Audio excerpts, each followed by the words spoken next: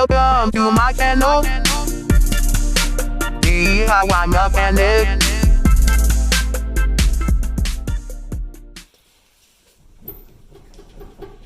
Háblale. Mister, Yeah. we need lower bolt joint beside the other part that we gotta do. Okay, yeah.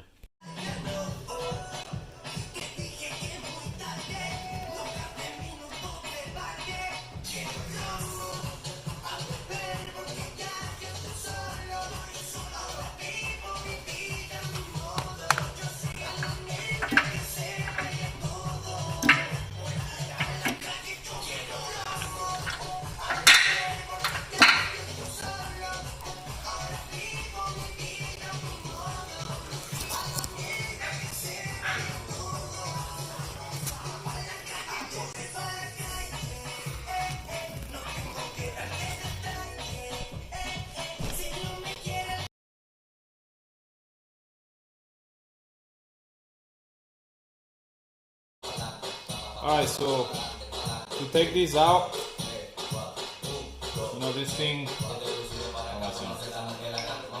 goes like that on the bottom. So to take it out, we're gonna heat it up.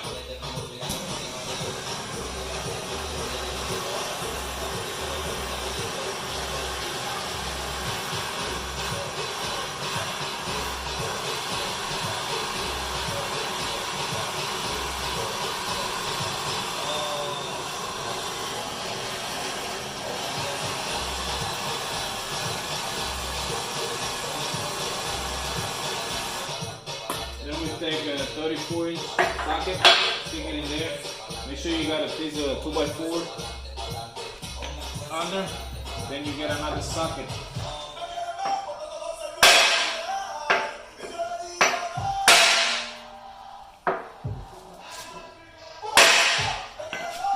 Get it up for more.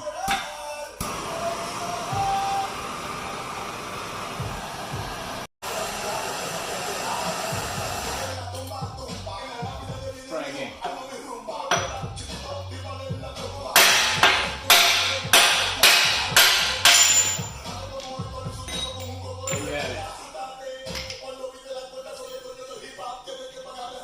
So that's the only way you can take it out. So you got to remove the whole subframe,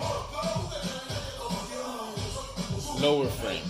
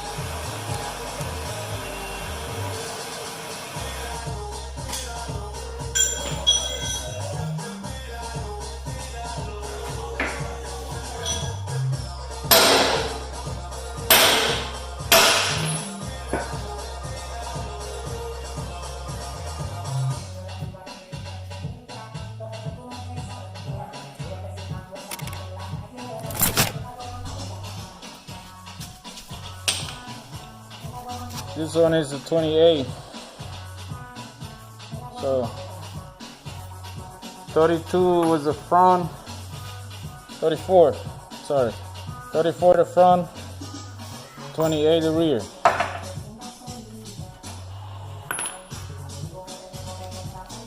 And here we have the new one.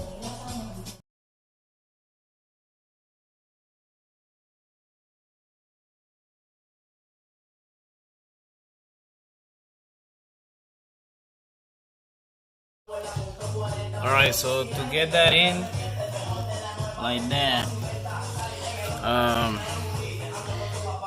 you cannot hit this on the top because you would damage the actual rubber inside.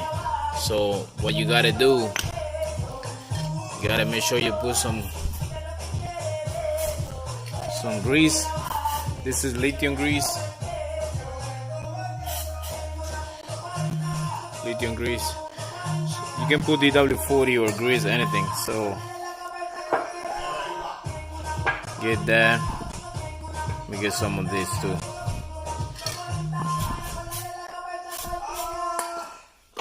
Okay, so once you have that like that, you're gonna get a 2x6. You're gonna put it right under this. But when you bring it like almost all the way in, you gotta remove these to go under the actual frame, not the hole, because this is gonna stick out a little bit. So your wood is gonna be on the way. So I'll stick it in there. Make sure you put it nice and straight. Then you're gonna get one of these rings that fit all the way around the edge, because by hitting it here, you're not doing anything. The rubber just stretching in and out. You're gonna damage that if you hit it on the top.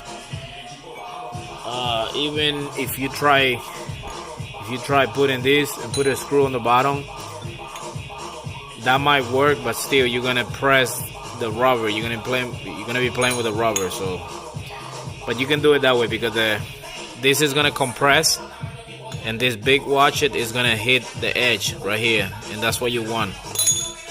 So I'm gonna have these right there. Then I'm gonna get my big hammer, but I'm gonna hit it flat. So instead of hitting it like that, I'm gonna hit it flat, because that way I have more room, to hit it. So let me see if I can set this phone somewhere here.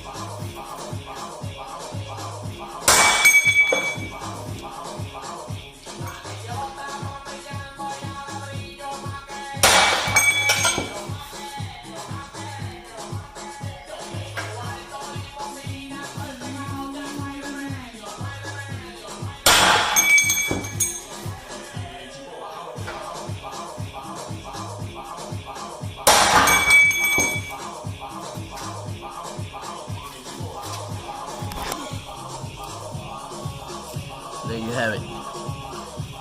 Nice and flat. All the way inside. That's how you do it. I'm gonna do the front, same thing. We're good to go.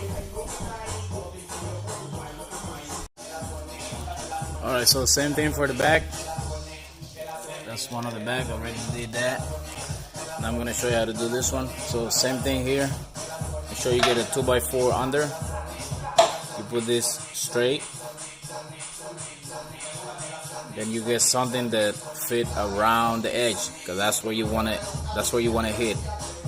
So I get that right there. If you're wondering where I got those pieces from, I got it off a kit to remove ball joint. They come with those adapters, which is the box over there. So it's called a ball joint remover. So now we're gonna do that one.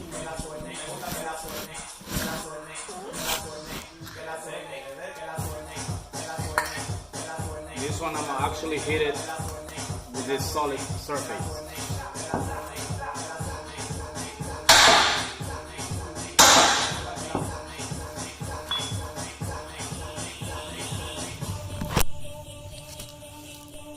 There you go. Now I'm gonna, if you're doing this Might as well change the control arm. They already come with a ball joint, so I'm gonna be changing those two control arm. It's right here. I'm also gonna change the outer tie rod.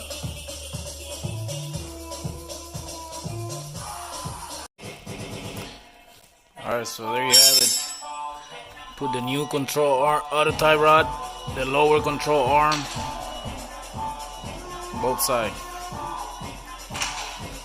So I'm gonna explain real quick how to take this out.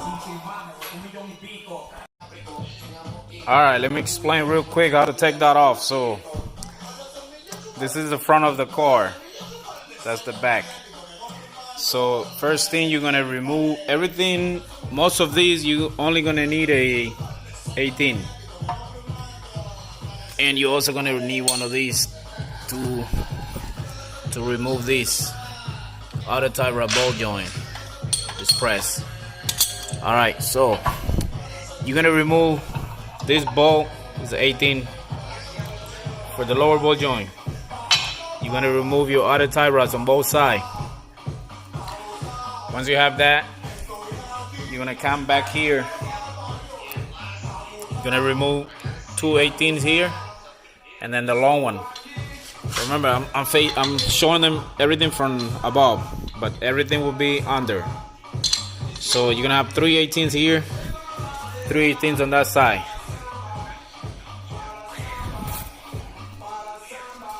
And then you're gonna have another 18 on the front, coming from the bottom. Another 18 on this side, the long one holding the subframe. The last one you want to remove. Once you remove everything, this is the last two you want to remove. This is the transmission engine mount. Keep those on until you remove everything, including the one inside the cabin. This is by your feet where you're driving. So to remove this one, it's a little tricky. Once you take the screw out, let me unbolt it. Once you unbolt this, this is not gonna release, because this is gonna be like that. It's still gonna be holding it in. So to take that out, you thread it back a little bit. You thread it back a little bit inside, and then you hit it with a hammer. Bam! And then this is gonna release this little cover. That little cover is gonna come off, and then this will also come out, because it's held by those little 3T. If you don't pop this out, this thing is not gonna release. You need to pop this out. So remember, thread it back a little bit and pop it out, and then take this out. I'll show you what I'm talking about. That's inside here. That's inside here by the feet. Right there. That's for the steering wheel.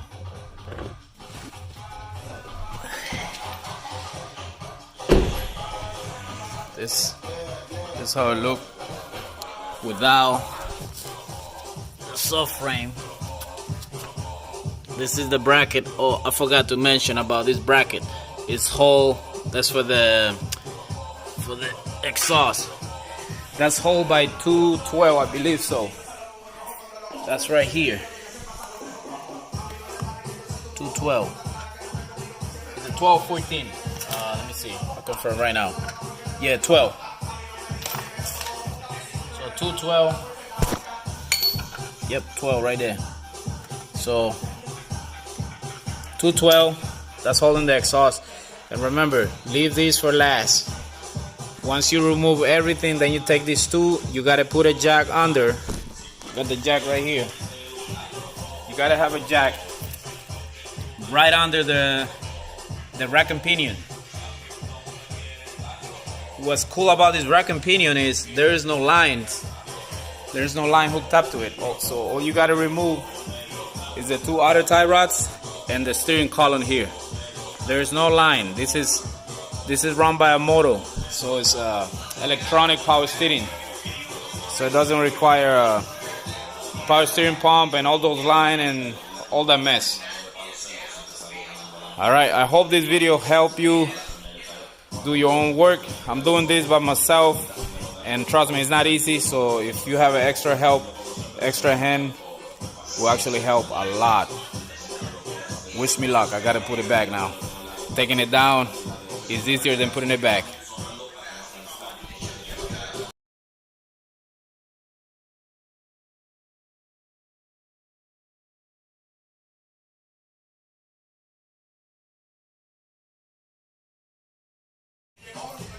Alright, so I got everything lining up. I had to use 2 jack to hold it up, and then you can start doing your bolt. Let me explain something about the steering thing up there. That rubber, you take it off from the top and you put it back in from the top. Now, the other thing, if the steering column thing, if this thing stretched down, make sure you hit this up before, when it's in the hole. You get a flathead screwdriver from the bottom, get it right in the center, and hit it with a hammer so it goes up, because this thing it goes in and out to adjust, you know, himself. So I hit that so later I can put it there easier. So all I gotta line them up right there and hit it down with a hammer. Hit it right here. Okay, so let me continue here, putting all the bolts and screw everything back. But I thought it was gonna be harder to put it back in. It's actually not that bad. If you have 2 jack, it's a lot easier. So what I did, I put it on the floor and then I slide the jack under, and then I start working the jack slowly, both of them, until I line them up real good, and then I jack it up all the way so it can be nice and tight. So let me finish this real quick. When you're doing the control arm, make sure you put a 19 behind before you start getting it loose or tight. Because if you make that thing spin, you're gonna damage the link, the sway bar link. Alright, so got the lower bolt joint on.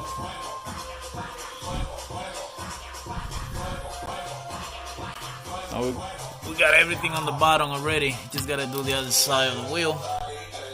Everything nice and tight, and then gotta do the inside. Alright, thank you for watching. There you have it. This is a 2008 Nissan Rogue SL. Now we're good to go. No more clunking noise. No more weird noise coming from under there. So now this is a solid car, like back to new. Thank you. See you in the next one.